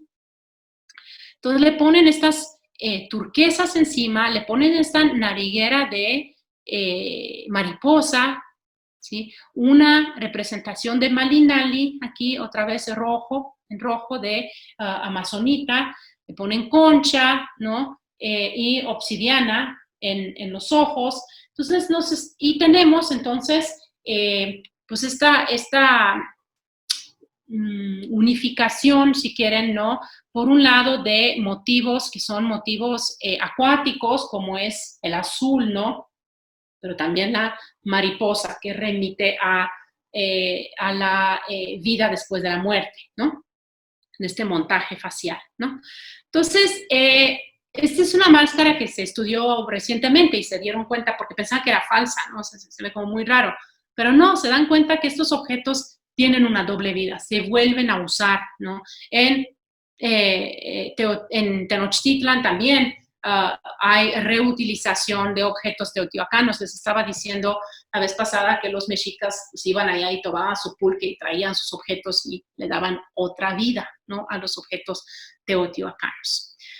En fin, y llegamos a lo último, que no quería dejar de hablar de ellos, los perritos de Colima.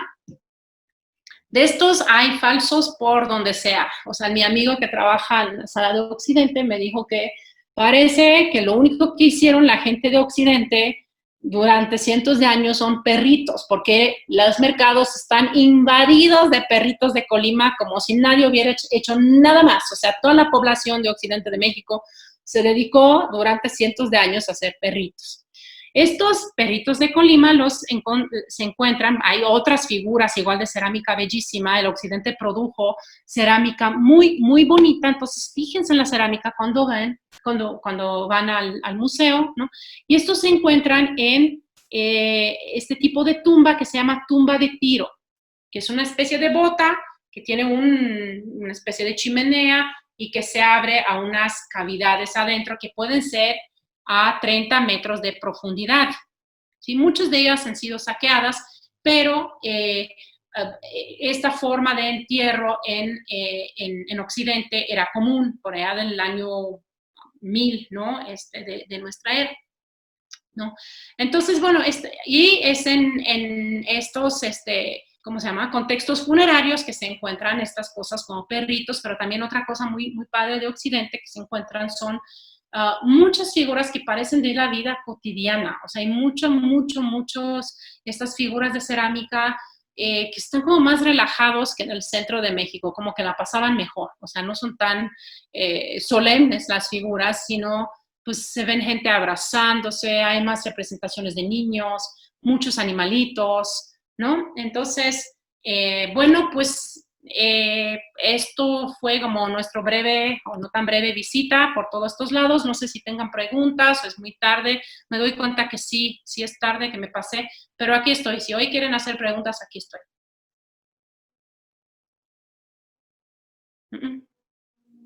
¿Ya supieron todo lo que querían saber? Sí. ¿Cuál sería de los museos que consideras no por espectaculares, sino por, ¿cómo te podría decir? Información interesante que se puedan encontrar en provincia? Que digas, ok, no es la espectacularidad, pero tiene la peculiaridad de... Jalapa. Definitivamente. ¿El Museo de Jalapa? El Museo de Arqueología de Jalapa es extraordinario. Sí, definitivamente. Sí, eso es uno de ellos. O sea, ese es un sí o sí a conocerlo. Definitivamente. Sí. O sea, no pueden ir a Jalapa sin ir al museo de Jalapa. Sí. También, por ejemplo, la gente que cuando van a Teotihuacán, ¿sí? La gente va y camina y se trepa a las pirámides y se llena de energías y que sí, aquí tanta cosa hacen. Pero una de las cosas que no tienen que dejar de ver es el Museo de Pintura Mural, que está sobre unos circuitos. Ese museo es bellísimo. Les estaba hablando la vez pasada del rojo teotihuacano. Bueno, es alucinante el tipo de pintura mural que está en ese museo, ¿no? También el museo de sitio de Teotihuacán es muy, muy padre. Muchos de los museos de sitio sí son buenos, son realmente buenos. Por ejemplo, Palenque tiene, la gente va otra vez a las ruinas y otra vez se trepa y uno piensa que el chiste es como subirse a todas las escaleras posibles, que es bueno porque es buen ejercicio, ¿no? Yo también creo en eso. Hay que subirse y caminar por todos lados, ¿no? Quien no lo haga, pues no sé, allá ellos. Pero hay que ir al museo de Palenque, que no está justo allá, está como un poquito más abajo de la zona arqueológica. Bueno, tiene unos relieves impresionantes, ¿no? Entonces, seguramente hay más, pero no me están llegando ahora a la cabeza los museos que más me impresionan, pero Jalapa es lo que más en este momento les recomendaría. Y les digo, museos de sitio. El museo de sitio de Tula, por ejemplo, es triste, ¿no? O sea, es de plano, no le han metido dinero en muchísimo tiempo, pero tiene objetos bonitos. ¿Sí? ¿Algo más? Me quedo con eso. Y de ruinas arqueológicas no tan conocidas, pero que vale la pena ir ahí. Cantón. ¿Ese dónde está? Pues lo dije. ¿Dónde está alguien que puso atención? Es que yo doy clases todo el día, entonces... Puebla. Está entre Veracruz y Puebla. Está casi llegando a Perote. Casi llegando a Perote.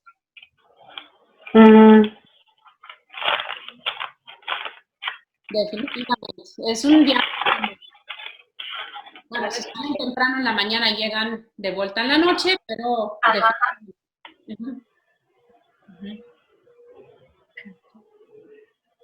¿Algo más? Pues bueno, aprovechen un poco si tienen otra Yo pregunta.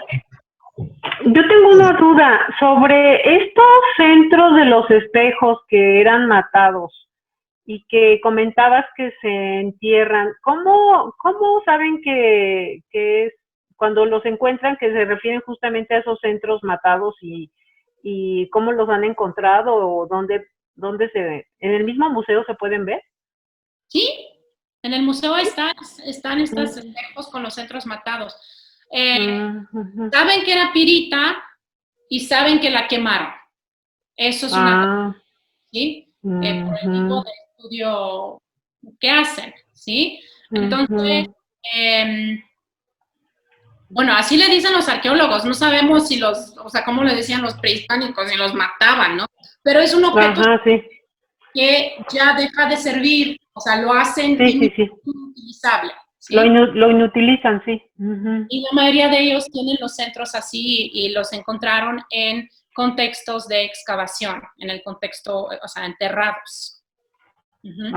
Muy bien, gracias. Y eso está en la sala, les dije, allá donde están los toltecas, lo encuentran. Sí. ¿Alguien más que quiera decir algo? ¿Que quiera comentar algo? ¿Ya se cansaron? No. Ahora sí que muchísimas gracias. Porque es mucha información. Con piezas clave. O sea, que verdaderamente nos dicen mucho de nuestra historia. Y sí se nota la diferencia de las regiones. Claro, se pueden escoger otras, o sea, este es mi recorrido. Ustedes armen el suyo cuando vayan. El propósito de estas dos intervenciones en este curso que tienen ustedes es sobre todo para ayudarles a ubicar un poco los contextos culturales para después poder empezar a entender algunos de los objetos, ¿no? Entonces, por eso la primera fue un poco los contextos más amplios, después aterrizarlo en objetos concretos, ¿no? Pero una vez que uno empieza a interesarse por la cultura prehispánica, ¿no? Pues hay muchos más, o sea, y cada uno tiene sus preferencias, ¿no? Por diferentes razones, ¿no? Estilísticas, o me gusta este material y no el otro, o qué sé yo, hay muchas cosas que... pero es más útil a veces, pienso yo, en una visita no ir vitrina por vitrina por vitrina, ¿sí? Sino tratar de entender, abrir una ventana a ese mundo a través de una serie de objetos que nos pueden decir muchas cosas. Ojo, una cosa que es importante que no les dije, lo que tenemos es una cultura de élites. O sea, lo que estamos viendo acá es cómo vivían, cómo se representaban las élites, porque son quienes tienen realmente recursos, ¿no? Para representarse, o sea, y lo pueden hacer con materiales no perecederos, ¿sí? Los materiales perecederos como textiles o como plumas que también usaban las élites se perdieron acá, ¿no? Porque en Perú hay muchos, porque allá sí es un clima mucho más árido, entonces de Perú tenemos muchísimos textiles padrísimos, ¿no? Entonces, pero hay mucha menos información de cómo vivían las clases que no eran, o sea, los grupos sociales que no eran élites. ¿Por qué? Porque usaban otro tipo de herramientas, otro tipo de instrumentos, o sea, sus vasijas estaban más producidas en masa, se rompen, y también mucho de lo que encontramos acá son de contextos funerarios. Muchos de estos objetos provienen de contextos funerarios. Y, bueno, ¿a quién se le entierra con tanta cantidad de objetos? Por la gente rica. ¿Sí? Los pobres no los entierran con todo esto, ¿no? Entonces es muy importante. Yo hace unos años fui a una exposición en el Museo de Antropología, ya ven que esas exposiciones temporales, y era sobre Rusia a finales del siglo XIX, y parecía que Rusia a finales del siglo XIX era como puro oro y abundancia y opulencia, cuando en realidad sabemos que la revolución empieza unos años después, empieza por una razón, porque nada más algunos tenían todo eso, no todos. Entonces, bueno, lo que estamos viendo acá es una cultura de élite. También otra cosa que tienen que tomar en cuenta es que se comparten a nivel de Mesoamérica, ¿no? Se comparten sobre todo las cosas preciosas. O sea, no se importaban maíz de un lado al otro, porque no era necesario y porque era muy pesado. Entonces, lo que importan son algunas cosas preciosas, ¿no? Como el jade, como cochinilla, como grano cochinilla, como qué sé yo, oro de diferentes lugares, ese tipo de cosas, plumas, ¿no? Pero, y eso hace que las culturas, las élites de las diferentes culturas van a compartir ciertos rasgos culturales, así un poco como hoy en día que los hijos de los ricos quieren todos tener sus iPhones, ¿no? Entonces, a ese nivel bueno, es lo más que llega a mi imaginación, o sea, seguro los ricos se comparten mucho más iPhones, ¿no? Pero sí, o sea, tenemos que tener en cuenta de quién hablamos también cuando hablamos del ¿sí? No está para nada representado como vivía el pueblo, o sea, en general, ¿no? De hecho, probablemente vivía muy mal y se alimentaba muy mal. Y la expectativa de vida no era como la expectativa de vida de Pacal, que vivió 80 años, ¿sí? La mayoría de la gente probablemente a los 30 años ya. Entonces nosotros ya no estaríamos aquí hablando. No sé, tal vez algunos de ustedes sean muy jóvenes, no he visto tantas caras, pero yo no estaría. Bueno, pues muchísimas gracias, Miruna, gracias por la aportación. Sabemos que es bastante trabajo esto que haces y gracias por compartirlo aquí con todos los miembros de Historia de las Ideas, que como bien lo dices, es importante, pero también es muy importante los objetos y bueno, de alguna manera también has ayudado a construir este proyecto, ¿no? Desde con las críticas, los comentarios a las sesiones, ha sido muy importante. Y pues, te agradecemos y esperemos que nos acompañes con la sesión de Historia de la Ciencia, la cual eres especialista, que es la que te gusta mucho y que ya sé que ahí ya estás preparando algo. Y la próxima semana vamos a tener 2 invitados también bastante truchos en sus temas. Hoy nos acompañó el maestro Ernesto Arechiga, que nos va a comentar sobre las historias de la Ciudad de México. Esta va a estar interesante el jueves 18 y el 16 el doctor Ricardo Mazón con historia de la filosofía. También hoy nos acompañó y vamos a tener estas 2 sesiones para luego regresar con la doctora Kim en la parte de historia de la ciencia y una sorpresa ahí que le estamos preparando junto con la maestra Isabel, ¿no? Que nos permite aquí el host. Bueno, pues les agradezco muchísimo. Voy a colgar la presentación. Próximo martes aquí nos vemos. Cualquier duda, cualquier cosa, pues aquí la vamos a ir respondiendo en el grupo de Facebook. Ahí va a quedar todo, ¿no? Muchísimas gracias. Gracias, Miruna, de nuevo. Y buenas noches a todos. Y gracias, Isabel, por permitirnos aquí al host. Y gracias. Gracias. Gracias. Muchísimas gracias. Pásenla bonito. Gracias. Bonita noche. Hasta luego. Bye. Bye, bye. Chao.